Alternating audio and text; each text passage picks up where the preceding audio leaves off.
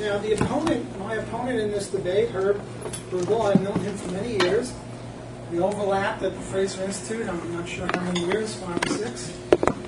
And in all of his personal interactions, as far as I know, he's been a civilized man. Namely, he's bigger and stronger than me, but he never hit me or threatened me. Just 2 minutes ago, he asked me for a piece of paper so he could take notes. Did he go like this and say, if you don't give me the paper, I'm going to smack you? No. Did he pull a gun on me? No. He asked me for it. As a polite person, and if I refused, he might have offered to pay me for it. Namely, he was acting in a civilized manner. No, I offered to pay. However, his philosophy, and the philosophy of the 13 people that raised their hands that said that they were minarchists, only through voluntary consent, is barbaric. It's uncivilized. Because if you believe in the legitimacy of government, you believe in the legitimacy of some people to force other people to do things against their will, and that's despicable. That's disgusting. That's really low. You people should be ashamed of yourself. Yeah. So should her. And my goal at the end of this evening is to convert you all to the one true faith so that you're civilized human beings and not despicable creatures. But wait. Why do I say that if you support government, you are on the wrong side of civilization? Why do I say that you're barbaric if you support government? Isn't government voluntary? No. Government is not a voluntary institution. Government is the one institution, with the exception of unions, which is a complication I won't get into, that has the legitimate right under law to force other people against their will to do things that they don't want to do. Why is this? Well, government does two things. One, it taxes people, and the other, it demands a monopoly in a certain geographical area of being the government. Taxes are coercive. Taxes are what government rests upon. We have this crappy thing here, this circular. Taxes are revolting. The title is good, but they say over here that the government is taking too much from us, applying that if it took less from us, it would be legitimate. The only legitimate government is no government that doesn't take anything from us against our will, because that's highway robbery. There is no difference philosophically between a government and a robber gang or a criminal.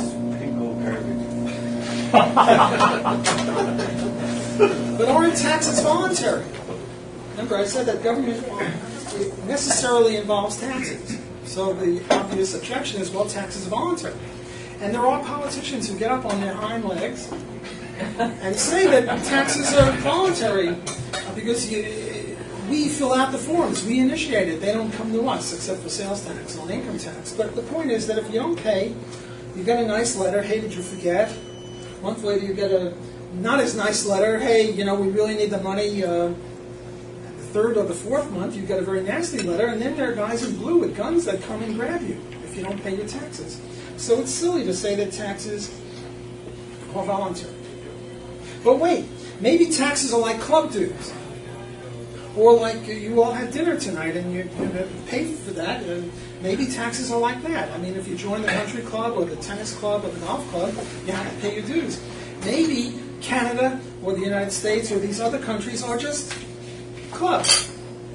And taxes are not really taxes, they're just club dues, in which case they're voluntary. You don't want to be in the club, don't pay your taxes, that's okay. But no, taxes are not like club dues because no one ever agreed to join the club. If you want to buy a condo and you have to pay your condo fees, or you want to join the golf club and you pay your golf club fees, you agreed to join. But no one agreed to join Canada. No one agreed to join the U.S. No one agreed to join any country. Here's a quote from Schumpeter. The theory which construes taxes on the analogy of club dues or the purchase of services only proves how far removed this part of the social sciences is from the scientific habits of mind. Taxes are not club dues because no one agreed to join the club. Anyone sign anything saying, yes, I'll join the Canada club or the US club? No, it's silly. But we all voted for taxes. That's another objection. Or at least we voted for the politicians who then imposed taxes upon us. Well, democracy is all well and good if you agree to join and be bound by the democratic vote. If you want to join the chess club and they're debating, well, Wednesday or Tuesday should we have our meetings, and you agree to be in the chess club, well then, if the majority votes for Wednesdays, you have to go along or you can quit the club. But the political vote is not at all like that. Democracy is only legitimate if you agree to join the club in the first place and agree to be bound by the democratic vote. But if you don't agree to that in the first place, then it has no moral, you're not morally obligated to obey it. Hitler came to power through a democratic process. Enough said about democracy. Government has no right to do to you what no individual or group of individuals may have a right to do. If Herb came over to me and said, Walter, I'm going to smack you unless you give me your paper and pen, he would be wrong. But if he and a whole bunch of other people call themselves a robber gang, the government of Canada, and by the way, Herb was once an MP, that makes it no more legitimate than if an individual does it. So if an individual doesn't have a right to use violence against innocent people, then government doesn't have a right because government is just composed of people. This is a big concession I'm making. That they're consisting of people. Might doesn't make right. Might make power, but it doesn't make right. There is such a thing as the tyranny of the majority. Another argument, if you don't like it, leave. If you don't like it here, leave. This is an argument that tries to justify what these criminals are doing. But that assumes the very point at issue. That assumes that they have a right to say who stays here and who goes here. That's the very point at issue. If you don't like it, why should we leave? Look, people came before government. Government couldn't come before people, right? There had to be people before they started a government.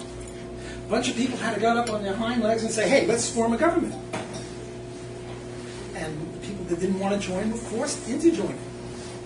That's not legitimate.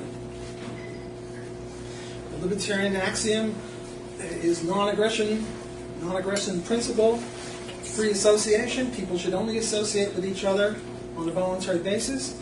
No one should aggress against anyone else's person or property.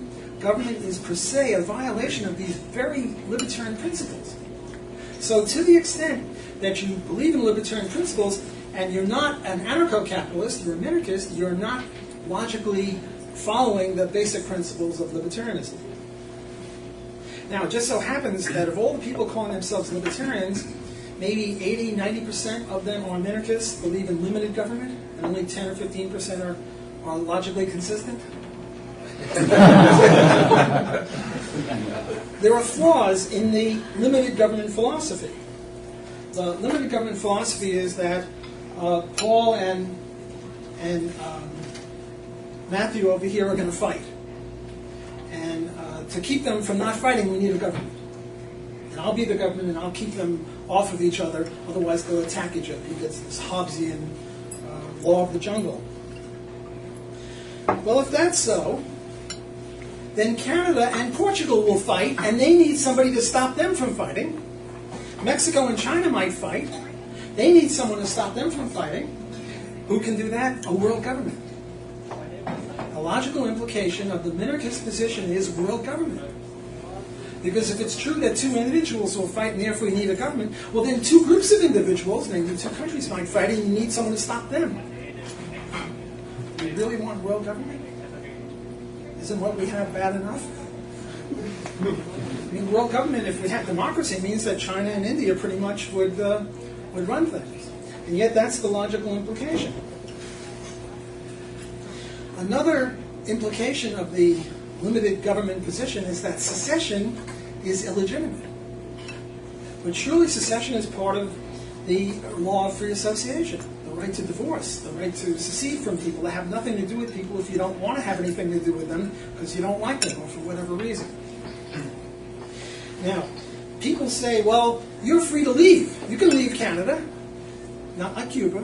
where you couldn't leave. You can leave the United States, but that's not good enough. What you want is to be able to leave without leaving your property.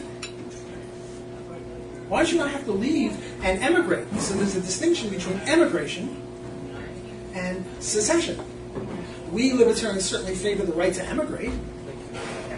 The right to immigrate is another issue that Herb and I disagree on, and he's been in the news for a while, but I'm not really talking about that.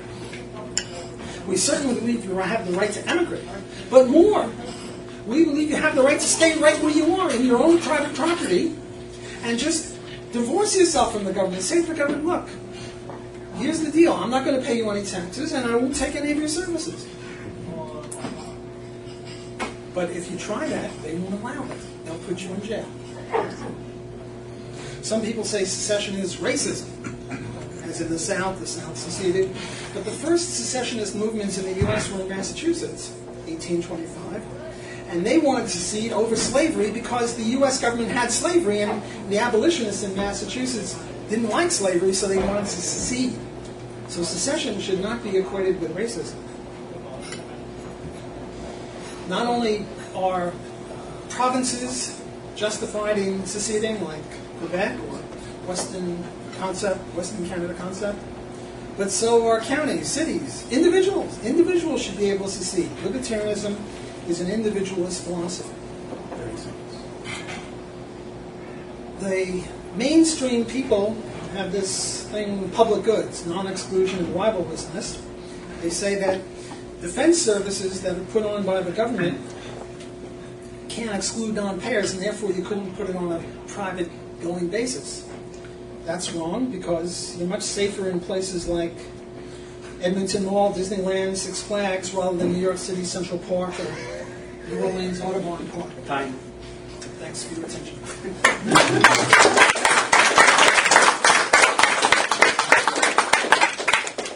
There's a gentleman who used to sit here. I don't think you should be forced to stand all this time. No, I'm okay. Are you okay? Yeah. See, isn't he nice? Grubel.